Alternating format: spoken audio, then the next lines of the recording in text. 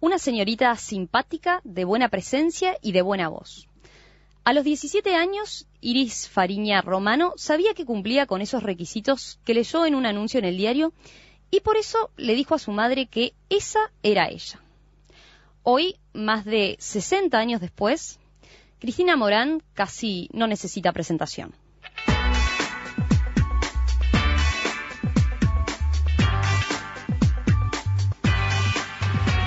Hoy, 1 de marzo, se inicia el mes que tradicionalmente se dedica a recordar a las mujeres. Por eso, en Perspectiva les proponemos conversar con Cristina Morán, locutora, actriz, docente, comunicadora, periodista. Una mujer que ha dedicado su vida a la comunicación y que a sus 82 años ya hace tiempo que ha comenzado a cosechar lo que sembró. El próximo reconocimiento del que será protagonista se llevará a cabo precisamente en estos días cuando sea homenajeada por la Dirección Nacional de Cultura del Ministerio de Educación y Cultura entre un grupo de 12 mujeres que han tenido una destacada actuación en la prensa en distintas épocas. Para repasar su trayectoria, pero sobre todo para conocerla un poco mejor, recibimos esta mañana a Iris Fariña, o como la conocemos todos mejor, Cristina Morán. ¿Qué tal, Cristina? Hola. Un gusto tenerte aquí en el estudio. Gracias, Romina. Romina, yo me parece que tendríamos, ya que soy los ojos de la radio, tendríamos que contar cómo llega Cristina. Tendrías que hacer una descripción. Porque realmente está de espléndida. una elegancia impresionante con un vestido en gasa de tonos grises, negro y distintos tonalidades de grises y una blazer blanco impecable, realmente un figurín tal cual se ha presentado Cristina a las 9 de la mañana, perfectamente maquillada. Ahora. Producción perfecta. Ay, gracias, los ojos. Me haces me encanta eso de los ojos de la radio porque no sé quién lo puso, Emiliano. Emiliano. Claro. Pero es genial porque tenés un poder descriptivo tan grande. Bueno, pero sos tú hoy la entrevistada, Bueno, así no que importa, pero déjame opinar. Una vez que te lo puedo decir, nunca te lo digo. Cristina, Gracias. si te parece, empecemos recordando, bueno, un poco ese aviso que Sí, decía recién en el diario, que decía una buena voz, una buena presencia. Y simpatía. Y simpatía. ¿Qué te llamó la atención de ese aviso que leíste y por qué te llevó a presentarte? Todo eso porque decía buena voz, buena presencia y simpatía. Y ahí estabas convencida. Claro, y decía mandar correspondencia a Mercedes 973. Y nosotros que no teníamos teléfono, bueno, yo fui y pedí a un vecino la guía y miré y era Radio Carve. ¿Y cómo? Entonces ahí le dije a mi mamá, yo me presento. Ay, esta soy yo. además audición, es decir, no era presentarse y presentar un currículum, era era una un especie de concurso. competencia. Había 100 y pico, ¿no? 100 y pico, claro, pero yo me presenté. Ahora, ¿saben, chicas, que cuando me enfrenté al micrófono, esos grandotes, ahora veo lo que son las cosas ahora, son casi invisibles, cuando me enfrenté al micrófono y me dieron un texto, algo para leer, yo dije, esto es lo mío. Tuve la total seguridad que este era mi destino y que este iba a ser mi camino. Y no me equivoqué. Y no fueron muchas pruebas, muchas instancias. Finalmente quedamos 2 y quedé yo. Para un programa que iba a ser porque era el advenimiento del cine continuado y por un año y duró 13. Y ahí ya quedé y ahí seguí. Ya no me fui nunca más de la comunicación y me voy a ir de la comunicación el día que me vaya del todo, el día que el señor de arriba diga, hola, vení. Sí. Pero no te quedaste en comunicación por radio y eso creo que es sumamente interesante. No, porque también estuviste en televisión desde el principio mismo. Pionera total, cosa que me enorgullece muchísimo. No sé si me enorgullece tanto ahora porque veo lo que hay en televisión y digo, ay, las cosas que hacíamos nosotros que no sabíamos nada y no teníamos nada, ¿no? Bueno, pero no importa. Soy pionera con un grupo de jóvenes, de gente divina y sí, ahí llegué porque por obra y gracia de don Raúl Fontaina, que entendió que yo tenía que estar en televisión. Y te pedía, en particular Fontaina, tengo entendido, una condición muy especial. Quería que fueras tú misma. Sí, yo misma. Es decir, no había en ese momento ninguna formación detrás. No pero nada. había que tener una personalidad determinada para ganarse a la gente a través de la pantalla. Sí, qué interesante lo que decís. Yo siempre lo tomé como que, nunca lo tomé así, lo tomé como que dijo, yo cuando ya mi resistencia fue vencida, porque ya no podía, porque yo no quería ir a televisión, me daba miedo. Porque estaba todo el mito de que en la televisión hay que saber todo, no se puede leer, hay que improvisar, hay que hacer esto, hay que hacer lo otro. Y nosotros veníamos de la radio donde todo se leía, todo se libretaba, en los programas de Fonoplatea, todo. Y a mí eso me daba mucho temor. Además era bastante gordita y decía, no, ¿yo qué voy a hacer en la televisión? Y después que se calmaron mis llantos le pregunté, ¿qué tengo que hacer?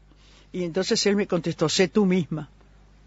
No seas otra cosa que tú misma, porque los almidonados quedarán en el camino. Esas fueron las palabras de don Raúl. Y en todos estos años, toda la vida, no hice más que ser yo misma. Y además, en muchas otras cosas que hiciste. Sí, en muchas cosas, sí. Pero además también tenías la particularidad de no tener ningún referente ninguna mujer, por ejemplo, referente a la que apoyarte, ninguna idea de por dónde sacar, sino que simplemente tenías que innovar totalmente. Sí, en televisión innovamos todo, porque ninguno sabía nada.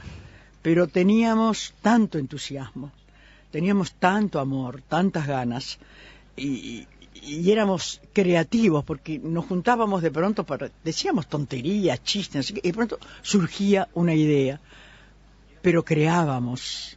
Además no teníamos a quién copiar, teníamos que inventar. Además todo en vivo. Y todo en vivo, pero como por año. Pero, chica, Rosario, Romina, la primera vez que me vi en pantalla fue a fines de los años 60, 70, cuando empezaba el 70 casi, que fue cuando vino el videotape. Y yo me vi por primera vez en cámara, en televisión, acá en la calle Tacuarembó, doctor Lorenzo Carneri, que me vi, miré y dije, gorda, ¿qué haces acá? Andate. Bueno, a mí me gustaría que me contaras cuál fue esa primera impresión tuya, de que se te veía gorda. Claro, porque aumenta 5 kilos. Yo soy de la época de las chicas de Vito, de la cintura chiquita y caderas, sí, y caderas opulentas. Entonces ya no se usaban casi en los 70 las chicas de Vito, pero yo mantenía eso porque seguía comiendo. Y entonces me vi y dije, gorda, andate para tu casa. Pero no te fuiste. Pero no te arrepentiste. No. Fue solo una primera impresión. No, fue la primera. Y luego, ya, después cuando, al muchísimo tiempo que empezaron a poner monitores en el estudio, teníamos la posibilidad de mirarnos y que empezaron las grabaciones, entonces ya podía ir corrigiendo mi forma de pararme, mi forma de disimular, mis manitos acá adelante para que no se notara la pancita. No era una postura angelical, era para que no se notara. Mirá las cosas que me hacen descubrir. Y de esas épocas del vivo, me imagino, tendrás un montón de anécdotas de, imprevistos, cosas que surgían, porque hasta las publicidades se hacían en vivo. Bueno, claro, sí, por muchos años. Desde el año 56 hasta que llegó el videotape, claro, que fue por allá, por los 70 y pico. Mientras estaba solo Canal 10 no había ningún problema, estábamos ahí concentrados, pero después aparecieron los otros canales, apareció el 4, el 12, el 5, y las tandas seguían siendo en vivo. Y los locutores éramos los mismos. Y entonces corríamos de un lado para otro. Se desdoblaban totalmente. En taxi o en auto o en lo que fuere, en bicicleta, monopatín, lo que fuere. Y, había tantas tandas, eran 8, 10, y 30 minutos de programa, una cosa así era. Que entonces nosotros llamábamos, desesperados, fulano, el encargado del otro canal. Del otro canal. Claro. ¿En qué tanda voy? ¿Vas en la segunda? No, corrime para la octava, por favor, no llego, estoy acá en los galpones. Entonces te corrían porque además era eso o era eso. No había otra, porque si no, no llegábamos. Y así corríamos de un lado para otro. Y cuando dejábamos de correr de un lado para otro, para ir de canal en canal, llegábamos al canal, al estudio, y teníamos que correr de un kiosquito a otro, porque se hacían una suerte de kiosquitos, que empezaron, por supuesto, allá en los galpones, porque fue el primer canal, y ahí se exponía la mercadería con un cartelito. Y acá al lado había otro y otro y otro. Entonces era, si vos tenías más de un comercial, tenías que saltar de un kiosquito a otro. Y después era muy fuerte, porque era, no, salí que me toca a mí. No, voy yo primero, no salí, los codazos limpios. Pero la pasábamos tan bien. Era una cosa tan fresca, tan auténtica, tan auténtica, esa es la verdad. ¿Cómo era el tan ambiente? Sincera. ¿Cómo era el ambiente entre compañeros? Porque se dice que es un medio muy competitivo actualmente. Sí, señor. ¿Lo era entonces? Sí, claro, cuando esto empezó a crecer, cuando el medio empezó a crecer, fue más competitivo.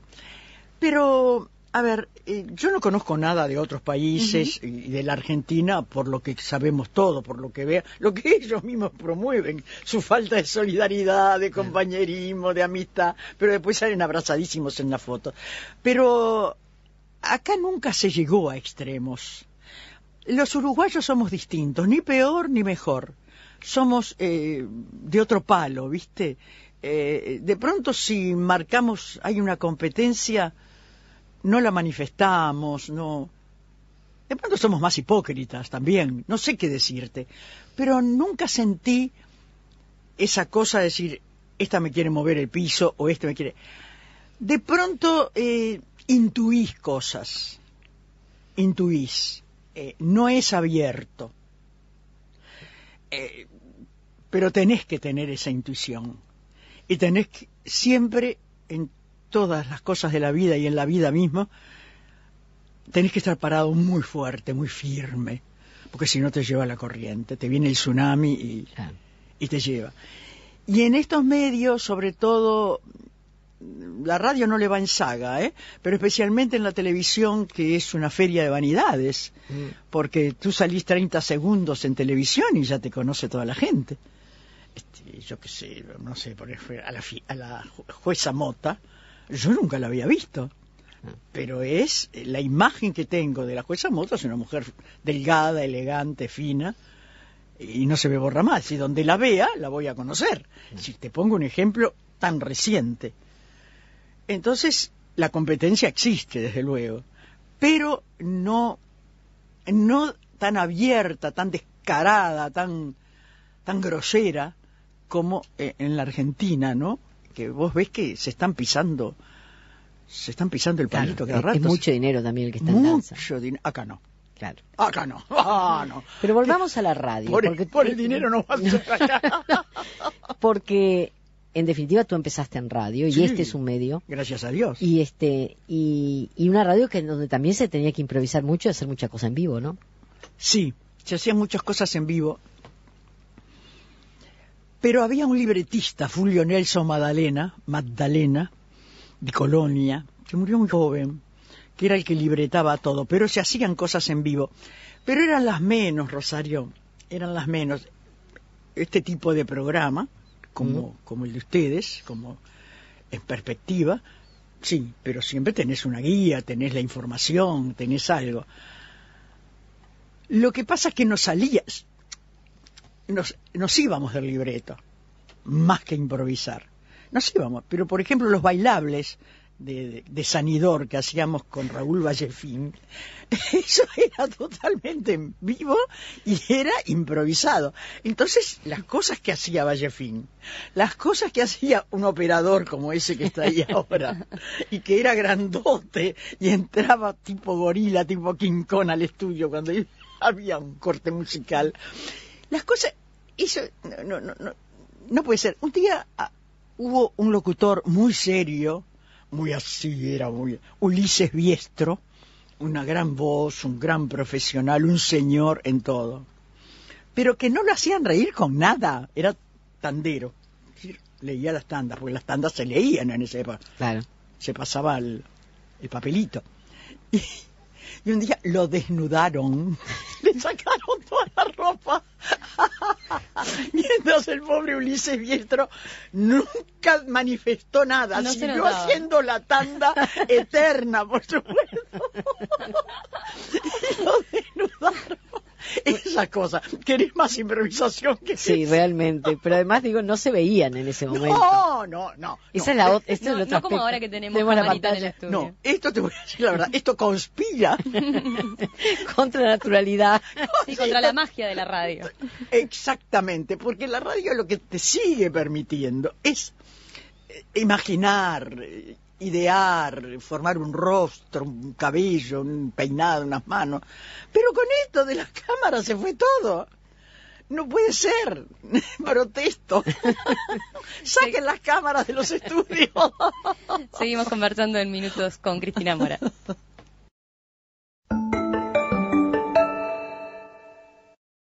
Cuando son las 9:22, seguimos repasando la trayectoria de una de las mujeres más reconocibles de la radio y la televisión del Uruguay. En su carrera de más de 40 años en la televisión, Cristina Morán conversó y entrevistó a diversos personajes de la política, la cultura, el deporte y la sociedad del Uruguay y del mundo. En 1977, concretamente, entrevistó al jockey uruguayo Irineo Leguizamo en una recordada charla en la que Leguizamo respaldaba la tesis del origen francés de Carlos Gardel. Lo más simpática que seas y lo más agradable que seas, no te voy a decir nada de Gardel. No, Leguizamo, lo que pasa es que yo puedo ser muy simpática y Mira, todo. mira todo lo que tú me quieras decir. Una sola pregunta, Leguizamo. Yo no soy indiscreta porque yo no le digo nada a nadie. Pero es que no, yo soy incapaz de hacer preguntas indiscretas. Bueno, vamos a Leguizamo. ver una preguntita, ¿cómo viene? ¿Por qué lado viene? Vamos a ver. ¿Era uruguayo o no era uruguayo? ¿Era argentino? ¿Era francés?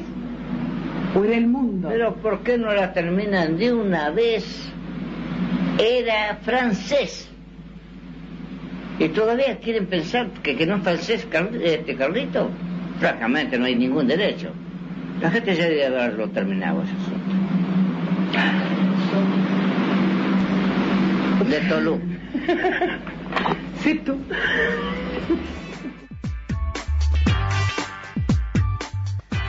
Qué pícaro, ¿no? ¿Qué recuerdos te trae? Leguizamo, yo logré hacer una entrevista de 33 minutos. Pues los conté, tomamos el tiempo, porque era dificilísimo ese hombre. Ustedes saben que yo logré esa entrevista con Leguizamo, que tengo entendido, según me informaron, si no fue la única, fue una de las poquísimas entrevistas que dio, porque un hombre muy parco, muy para adentro.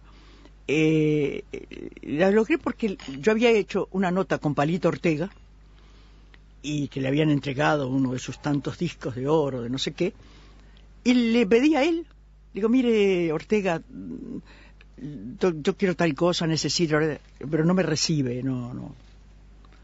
Espere un poquito. Y lo llamó delante de mí, y le dijo, acá hay una orientala, le dijo que quiere, no sé qué. No, tenés que atenderla, tenés que recibirla. Entonces quedamos para el día siguiente a las 10 de la mañana en el apartamento donde él vivía con su mujer en Avenida del Libertador. Y ahí fuimos, pero si no hubiera sido por Palito Ortega, yo no conseguía esa entrevista. Entonces duró 33 minutos porque le cuesta mucho hablar. La que estaba siempre al lado era la mujer, su esposa, y él la miraba a ella permanentemente. Y en un momento la esposa trajo, que era cantante de ópera, cantante lírica, trajo una gran caja, quitó la tapa, y dentro de esa caja estaba repleta de elementos que había usado Carlos Gardel. Date cuenta, para una uruguaya, pero para una gardeliana como yo, tanguera, desde siempre, ver todo. Yo tenía 5 años cuando Gardel murió, entonces tengo todo el recuerdo de todo eso. Y ver todo eso ahí al alcance nuestro, y le dije al camarógrafo, vení, graba. Ay, se puso como una hiena. No, pero había discos de pasta anulados por Gardel, con su firma, Carlos Gardel, que es igual a la firma de Escayola, de Tacuarembó.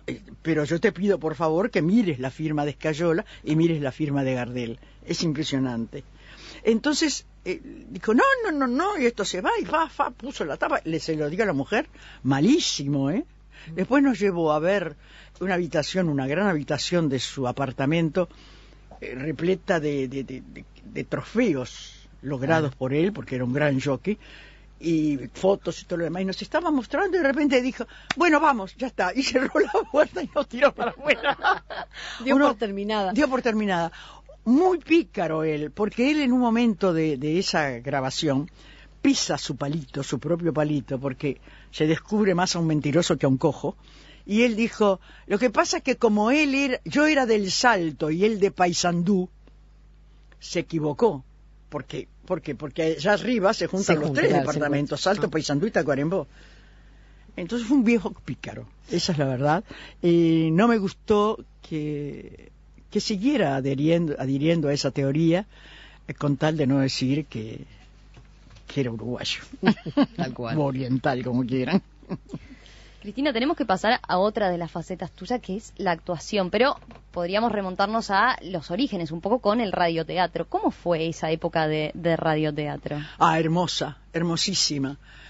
Pienso que es una de las cosas de la radio que se perdieron, y espero que no sea para siempre, a mí siempre me quedan las esperanzas, porque era bellísimo, que era lo que permitía también a la gente, esto que se pierde con las cámaras, que era inventar, idear, imaginar. ¿Cómo lo armaban?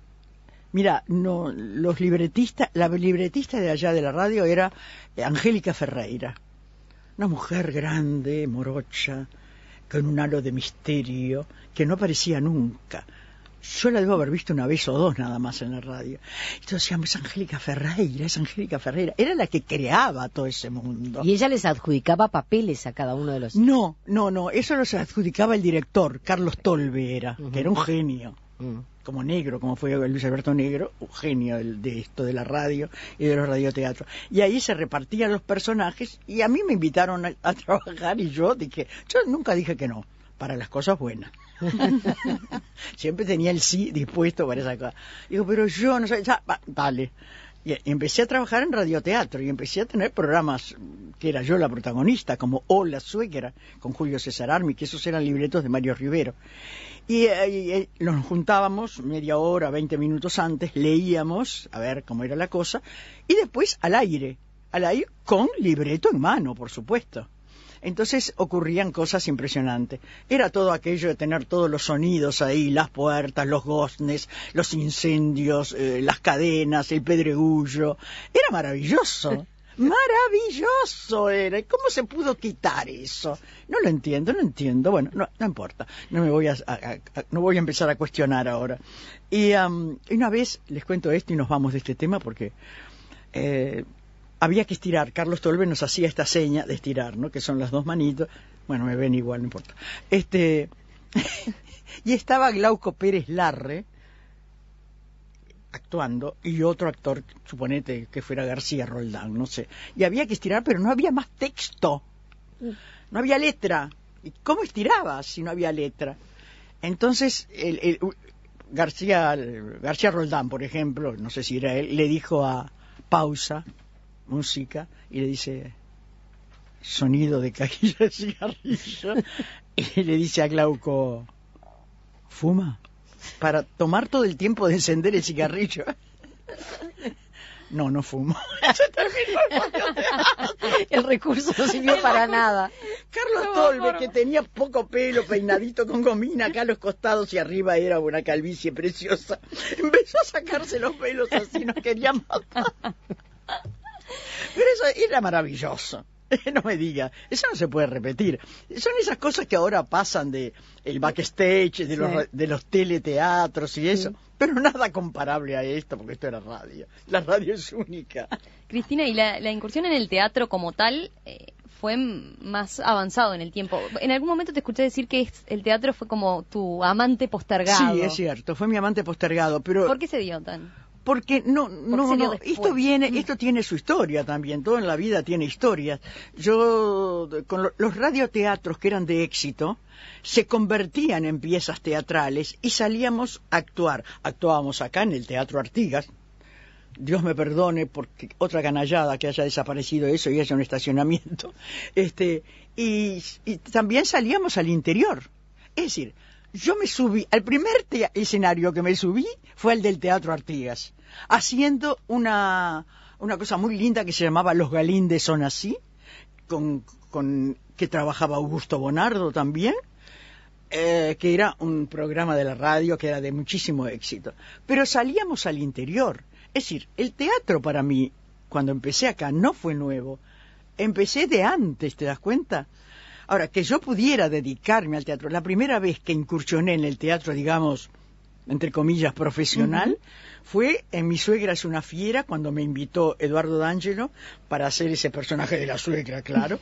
¿De qué año estamos hablando? En años 71, 72, acá en el Teatro del Círculo Católico, que no existe más, una sala preciosa era, y ahí hicimos eso. Y de ahí pasaron unos años sin hacer nada, hasta que por ahí, por los 80, me llamó el Gallego de la Peña, uno de los mejores directores, más talentoso, más culto, para hacer La Frosina de El Avaro. Y me pidió permiso, porque mi hija era menor, me pidió autorización para invitar a Carmen a ser la Mariana, la jovencita de la obra. Así que mi historia con el teatro viene de lejos. Empezó de lejos. Claro. Pero no actuando solo en salas, actuando en galpones con piso de tierra, con los gallinas alrededor. Todo eso te va nutriendo de un conocimiento, de una experiencia que se logra solamente así, haciéndolo, viviéndolo, llevándolo a cabo. Y hablando de viviéndolo, ¿cómo es hoy, con 82 años, cómo haces, por ejemplo, para aprenderte de memoria el libreto y no olvidarte, para sentirte arriba de las tablas tan segura, tan... Yo te comentaba recién en el corte, te vi en Las del Barranco hace poco y la verdad que... Todo el tiempo estaba en escena. Todo el tiempo en escena. Ese personaje habla hasta por los codos. Brutal, empieza y cierra la obra. Pero además debes quedar agotada después. Sí, quedo cansada, sí. Quedo cansada, pero no me rindo, ¿viste? Quedo cansada, pero se me va. Después me voy, me acuesto, como algo, duermo y se me va. Porque, ¿cómo hago? Estudio mucho el personaje, estudio la letra. La memoria hay que ejercitarla. Si yo la dejo quieta las neuronas, ellas van a hacer lo que quieran conmigo. Yo no se lo voy a permitir en la medida que pueda. Entonces las hago trabajar permanentemente. Estudio textos, leo mucho, trabajo mucho, escribo. Hago palabras cruzadas. Sudoku no me gusta, pero palabras cruzadas. Comparten una pasión con Rosario. Y la misma aprensión por el Sudoku, que no me gusta nada. Pero además, como amo el idioma español, y vos también, y todos nosotros. Entonces es maravilloso porque aprendés. Claro. Además, esas revistas de Quijote traen curiosidades maravillosas.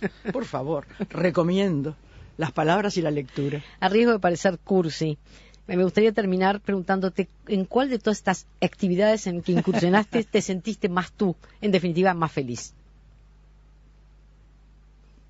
Sí, y bueno, de pronto hay un pedazo de mí en cada cosa, y en cada pedazo hacen esta unidad, ¿verdad?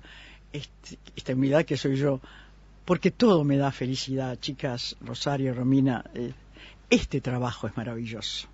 Esta tarea de comunicar, esto estar cerca de la gente.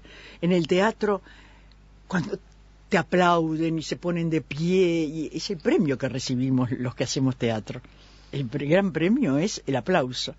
Pero además no es solo el aplauso, es el reconocimiento de la gente donde vayas, donde estés, el agradecimiento, cuando en realidad la agradecida soy yo, porque gracias a él, al público, estoy donde estoy.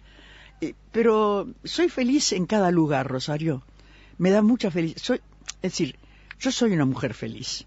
Tal vez porque nunca pretendí demasiadas cosas. Tal vez porque, no que fui conformista, no, porque si no me hubiera quedado allá en la retranca, ¿no? Pero nunca aspiré a más de lo que podía llegar.